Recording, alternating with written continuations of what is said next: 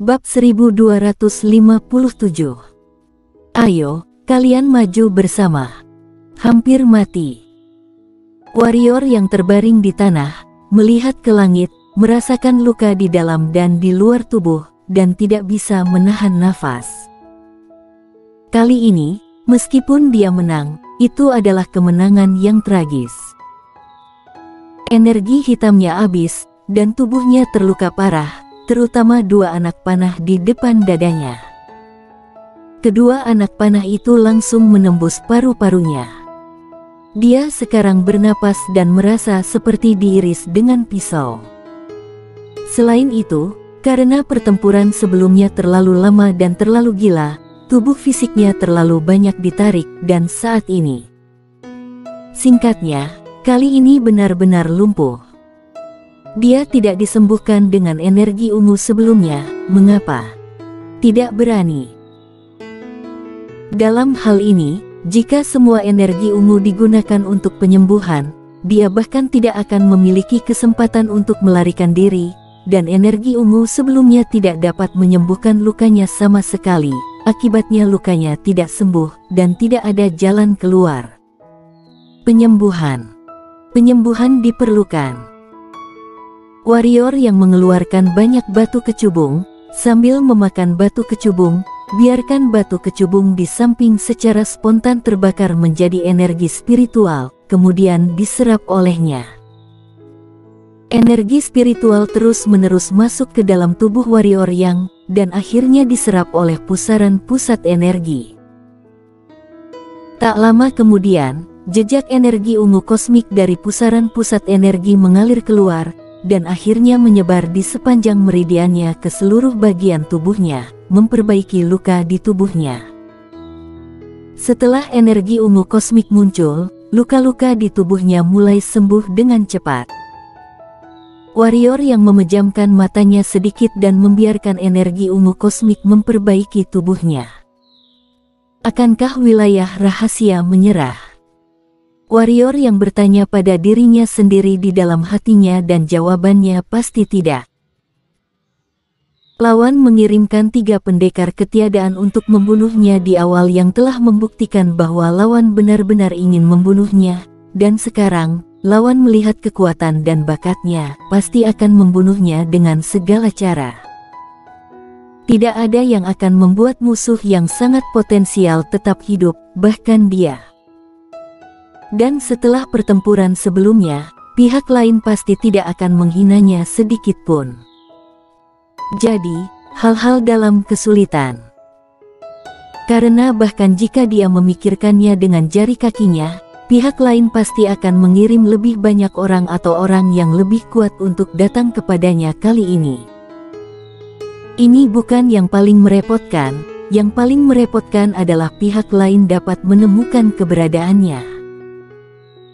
Dia tidak tahu persis metode apa yang digunakan pihak lain untuk menemukannya, tetapi dia tahu betul bahwa jika ini terus berlanjut, dia akan pasif selamanya. Tidak ada gunanya bahkan bagi domain pedang untuk menyembunyikan nafasnya, bagaimana pihak lain melakukannya. Warrior yang mengerutkan kening. Dia sekarang hanya memiliki 2 pilihan. Satu adalah membunuh wanita misterius yang dapat melacaknya, dan yang lainnya adalah menemukan cara untuk menyembunyikan napasnya. Saling membunuh.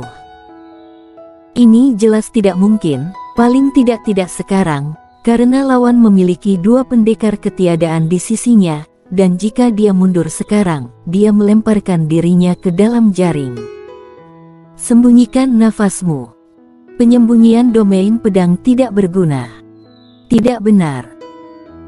Sangat mustahil bagi lawan untuk melihat menembus domain pedang, artinya, lawan pasti menggunakan beberapa metode khusus untuk menguncinya, daripada mengandalkan nafas untuk menguncinya. Dan apa metode ini? Warrior yang mengerutkan kening, mengingat adegan di mana dia bertarung dengan wanita misterius sebelumnya.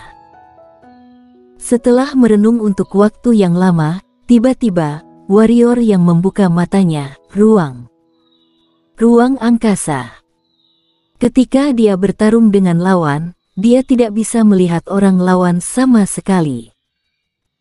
Lawan sepenuhnya terintegrasi dengan ruang, yang merupakan integrasi nyata.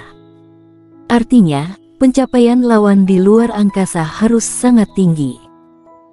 Ini bukan intinya apakah dia bergerak atau apa yang dia lakukan, itu pasti akan meninggalkan jejak di ruang angkasa. Domain pedang bisa menyembunyikan nafasnya, tapi ruang yang dia lewati pasti akan meninggalkan fluktuasi. Dengan pencapaian ruang lawan, sangat mungkin dia akan bisa menemukannya dengan fluktuasi ini. Warrior yang membuka matanya perlahan, melihat ke langit sejenak, dan segera berdiri. Jika pihak lain benar-benar dapat menemukannya berdasarkan ruang ini, itu berarti posisinya saat ini telah terungkap. Kekuatannya saat ini tidak sebaik lawan, dan dia di tempat terbuka, dan lawan dalam kegelapan. Situasi ini sangat buruk. Di tempat, warrior yang terdiam.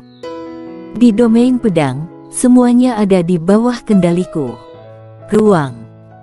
Tiba-tiba, sebuah pikiran muncul di benak warrior yang. Secara bertahap, sedikit kegembiraan muncul di mata warrior yang. Dia maju selangkah, dan tiba-tiba, ruang dalam jarak 1000 mil diselimuti oleh domain pedang miliknya. Setelah domain pedang muncul, dia bisa dengan jelas merasakan semuanya dalam jarak 1000 kaki, bahkan semut kecil, atau bahkan mikroba yang lebih kecil dari semut. Kali ini, dia tidak merasakan ini, tetapi merasakan ruang.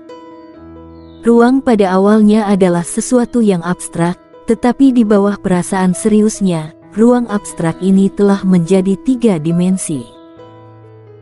Ruang adalah sesuatu yang tidak memiliki energi dan juga merupakan hal yang sulit diungkapkan secara akurat dengan kata-kata. Memang ada seperti jiwa pedang, tetapi perlu referensi untuk membuktikan keberadaannya. Tentu saja ketika kekuatan tertentu tercapai, tidak ada yang diperlukan untuk membuktikan keberadaannya. Dia bisa menggunakan teknik pedang penjelajah angkasa untuk menjelajah angkasa, tapi itulah perjalanan, hanya seorang pejalan kaki di luar angkasa, tidak terintegrasi dengan luar angkasa. Yang harus dia lakukan sekarang adalah mencoba berbaur dengan ruang. Karena hanya dengan berintegrasi dengan ruang, dia tidak akan meninggalkan jejak di ruang. Jika tidak, bahkan jika domain pedang bersembunyi, tidak ada gunanya.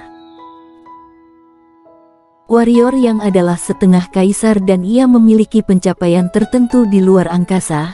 Selain itu ia juga mempelajari teknik pedang penjelajah angkasa, yang dapat menjelajah angkasa dengan bebas, juga memiliki domain pedang mengendalikan ruang, sehingga tidak sulit baginya untuk mengintegrasikan dirinya dengan ruang, tetapi juga tidak mudah. Penemuan lain, penemuan ini membuat warrior yang memarahi dirinya sendiri karena bodoh. Dia sebenarnya bisa menemukan wanita misterius itu sebelumnya, karena selama dia menggunakan domain pedang, lawan hanya perlu berada di domain pedangnya, akan menjadi apa-apa untuk menyembunyikan. Dan dia tidak. Tapi itu bukan salahnya, sekarang dia hampir melupakan domain pedang. Karena kesempatan menggunakan domain pedang. Sekarang, prioritas utamanya adalah memulihkan energi hitamnya, menyembuhkan luka-lukanya, kemudian memahami misteri ruang ini, dan memperhalus pupet pendekar ketiadaan. Dia ingin memperbaiki pupet ketiadaan terlebih dahulu, tapi itu akan memakan waktu setidaknya 10 hari setengah untuk memperbaiki pupet dan sekarang, apa yang paling dia kurang? Waktu. Dia butuh waktu. Warrior yang memulihkan energi hitam sambil mempelajari misteri luar angkasa. Dengan cara ini, hampir setengah jam kemudian, tiba-tiba, wajahnya berubah, dan dia mengayunkan pedang panjang di tangannya. Tubuhnya langsung berubah menjadi cahaya pedang dan menghilang ke ruang di depannya. Tidak lama setelah warrior yang pergi, lelaki tua berjubah dan lelaki paruh baya itu muncul di tempat warrior yang berada. Cederanya telah pulih setidaknya 30% hingga 40%. Bukan pria tua berjubah atau pria paruh baya yang berbicara, tetapi wanita misterius itu. Meskipun suaranya muncul di lapangan, dia tidak ada di sana. Baik pria tua berjubah maupun pria paruh baya tidak bisa merasakan di mana dia berada. Itulah sebabnya mereka takut pada wanita misterius itu. Dia menderita cedera yang begitu serius. Bisakah dia pulih 30% hingga 40% dalam waktu sesingkat itu? Pria tua berjubah mengerutkan kening, ada sedikit keraguan dalam suaranya. Mungkin bukan 30% atau 40%, tapi 50% atau 60%. Wanita misterius itu berkata dengan sungguh-sungguh, hal yang paling menakutkan tentang orang ini bukanlah pedangnya, tetapi kemampuan pemulihannya. Aku menduga bahwa dia adalah fisik abadi yang legendaris. Jika ya, maka kita harus membunuhnya dengan satu pukulan. Jika tidak, kita akan diseret sampai mati olehnya. Aku khawatir kita bertiga akan sulit untuk membunuhnya dalam satu pukulan. Di samping, pria paruh baya dengan busur panjang berkata dengan acuh tak acuh, tubuh orang ini adalah alam milenium, cukup tubuh siluman monster alam kehampaan dan dia memiliki harta paling berharga adalah perisai roh baka. Dalam hal energi hitam, kami bertiga tidak dapat membunuhnya dalam waktu singkat. Kamu terluka parah sekarang dan pertempuran kekuatanmu tidak mencukupi. Bahkan lebih sulit bagi kita untuk membunuhnya, jadi yang harus kita lakukan sekarang bukanlah membunuhnya, tetapi menahannya dan mencoba untuk tidak memberinya waktu untuk memulihkan energi hitam. Masuk akal.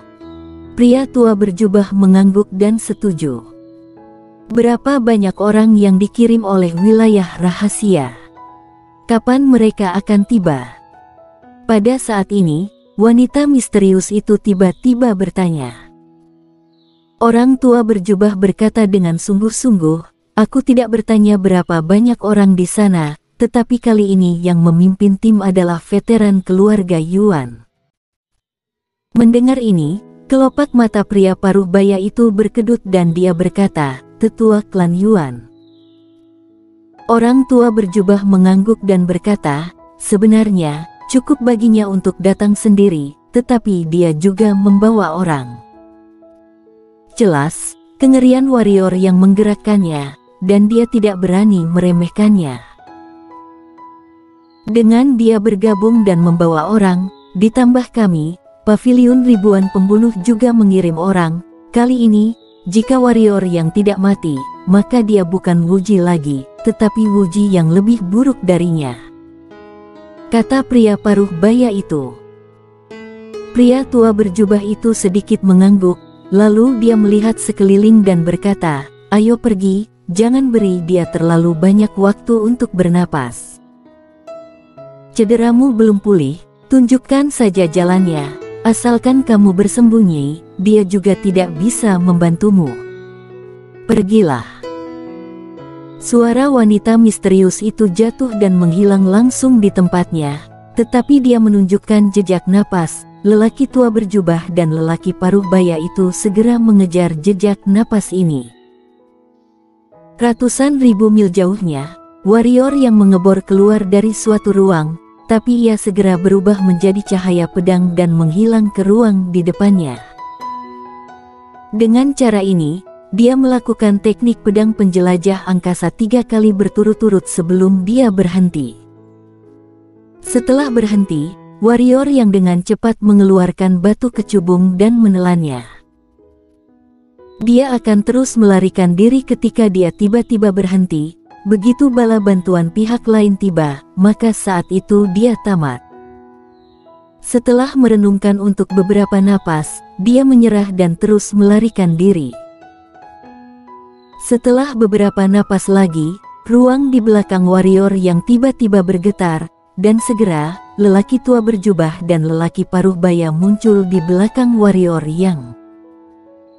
Melihat warrior yang berdiri di kejauhan dan tidak melarikan diri lebih jauh, baik lelaki tua berjubah dan lelaki paruh baya itu tertegun sejenak. Segera, keduanya menjadi waspada sepenuhnya. Mengenai warrior yang, mereka tidak berani sedikit pun meremehkan. Pada saat ini, warrior yang tiba-tiba berbalik. Dia melirik dua lelaki tua berjubah dan berkata, "Aku sudah lama menunggumu, ayo pergi bersama." Orang tua berjubah bersambung,